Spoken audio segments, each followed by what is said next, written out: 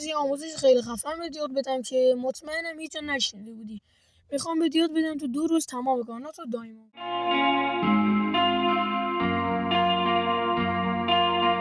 دلتون چطوره؟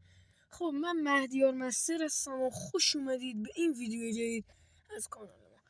ویدیو جدید که چه بگم، ولی اولین ویدیوی کانال منه. امیدوارم که زود رشد کنیم و ویدیوهام لایک بشه.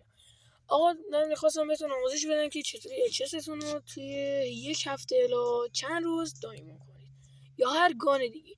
برای این کار شما برین قسمت مولتی.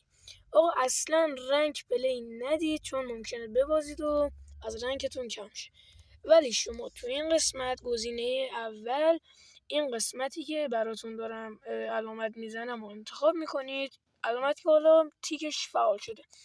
بعد این گزینه نارنجی رنگش رو یا همون زردش رو میزنید.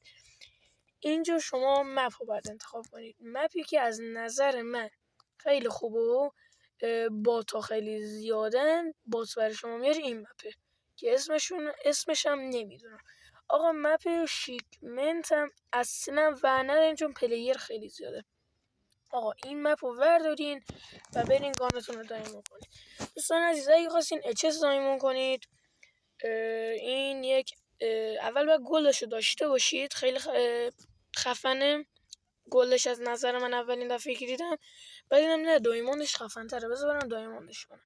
مراحلش رو یاد گرفتم اومدم به شما توضیح بدم.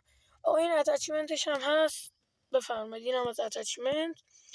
آقا دوستان عزیز، لطفا ازتون خواهش میکنم این ویدیو رو لایک کنید و زیر کامنت ها یک کامنت انگلیسی برای من بنویسید. خیلی ممنونم. تا ویدیوی بعد، خدا نگهدار و همراهتون باشه. فعلا.